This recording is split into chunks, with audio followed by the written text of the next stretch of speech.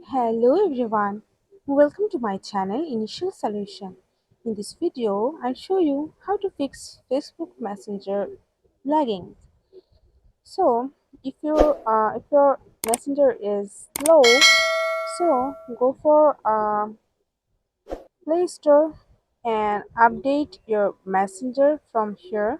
So you can see I have already going for this update and go for in the settings and go for apps and notifications, go for messenger and go for storage and cache, and you need to clear the messenger cache from here and go back,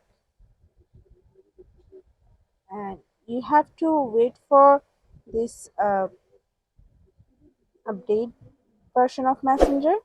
When it's updated and you can fix all of your messenger problem on your phone.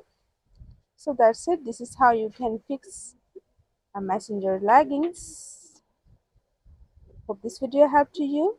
If it did, then please like, comment and share. Subscribe to our channel and don't forget to hit the bell icon for more videos. Thank you.